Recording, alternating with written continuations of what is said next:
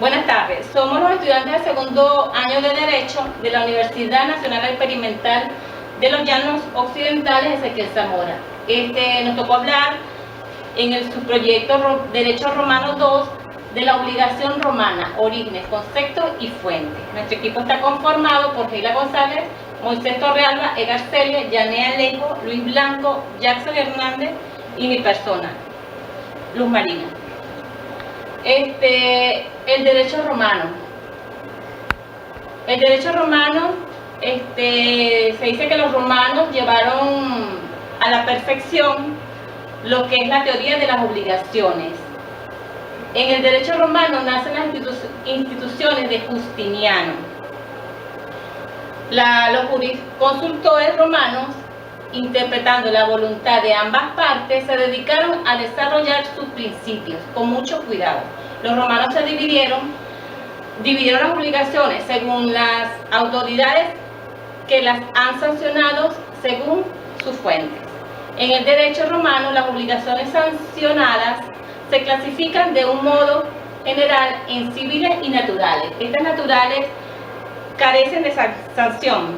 En el derecho civil, las obligaciones se dividen en 4 clases según las fuentes donde se emanan. Estas son de un contrato, de un delito, como un contrato o como un delito.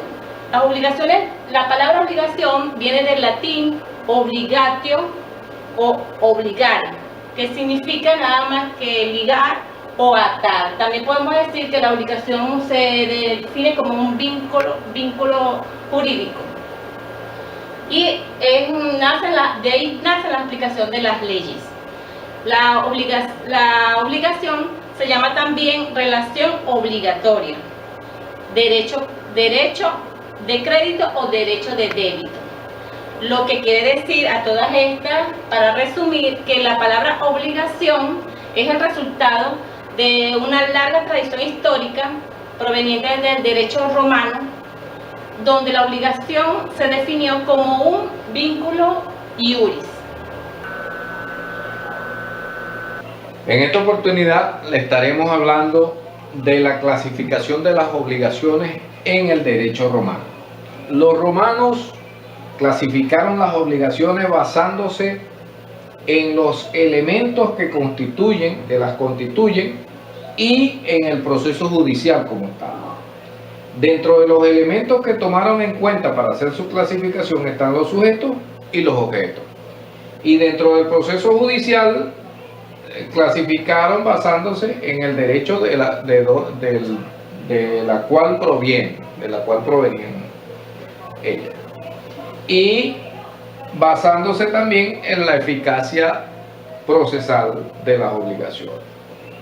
En cuanto a la clasificación de las obligaciones atendiendo a los sujetos, tendremos que estas son de 3 tipos: una ambulatoria, otra parciaria y una que es solidaria. En cuanto a la ambulatoria, en estas el acreedor deudor o ambos están o no están individualmente determinados al momento de constituirse la obligación. Las parciarias, que es una segunda clasificación tomando en cuenta al sujeto, existen varios acreedores o varios deudores, y allí se prorratea tanto la deuda para deudores como los créditos para los acreedores.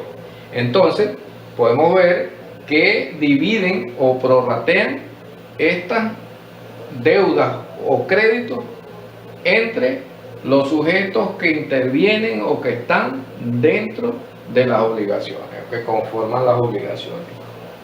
En cuanto a la solidaria, podemos decir que emanan de la voluntad del sujeto, o de la ley, o de un testamento. De lo contrario, cada sujeto cumplirá con su cuota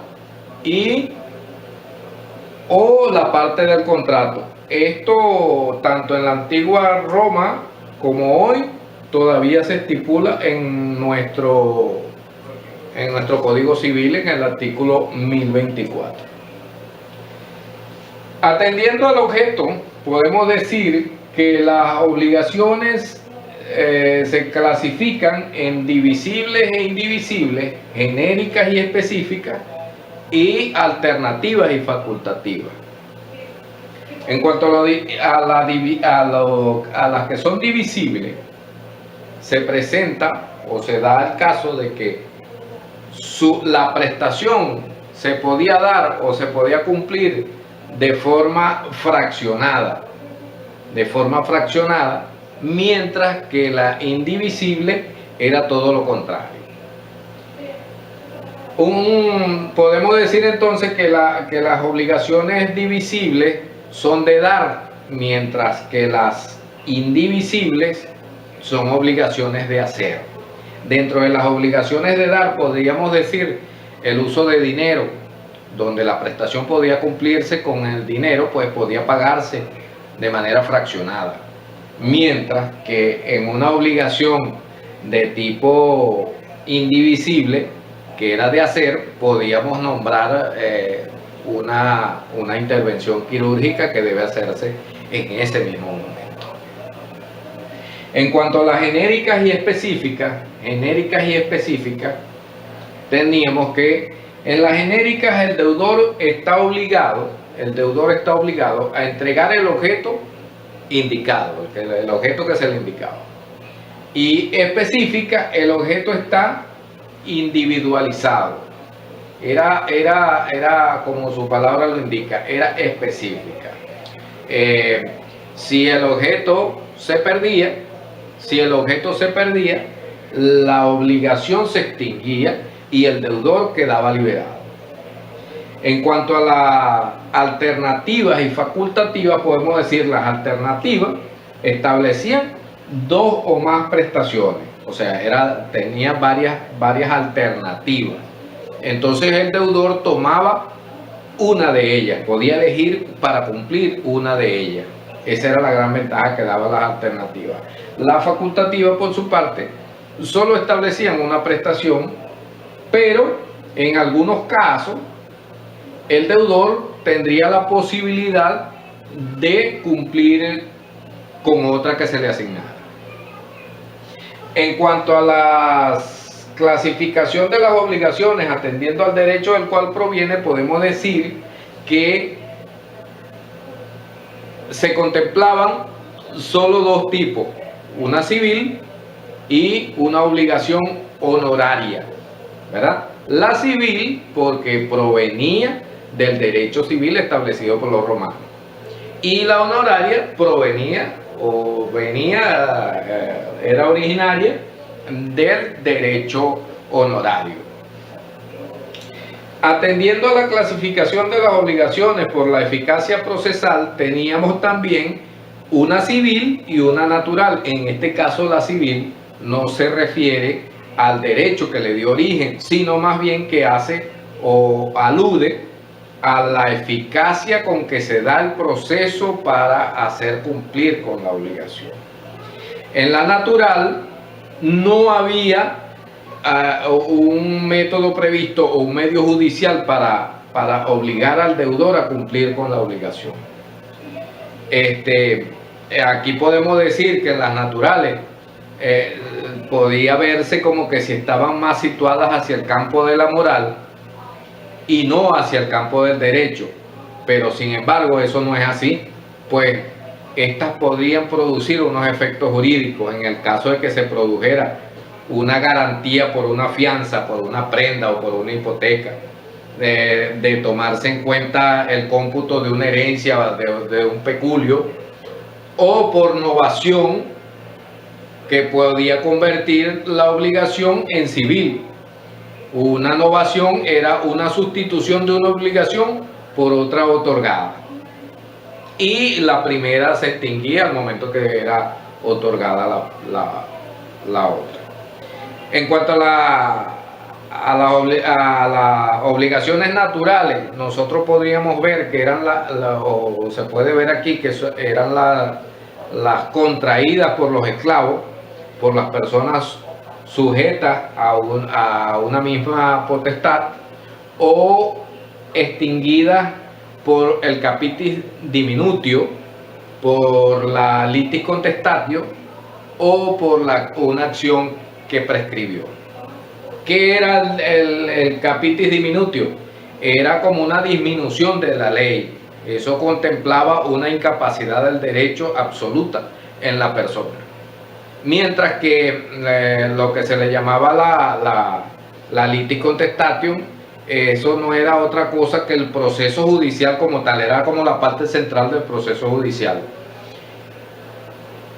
Y bueno, podía ser contraída por un pupilo sin autorización del tutor. Eso es lo que hace nacer lo que se llamaba el Senado Consulto Macedoniano, que prohibía que se hicieran préstamos a los hijos de la familia sin el consentimiento del pater familia. Entonces, este Senado Consulto Macedoniano nace de un caso concreto en Roma, donde un señor de nombre Macedo tenía muchas deudas y para honrarlas mató a su padre para heredarlo.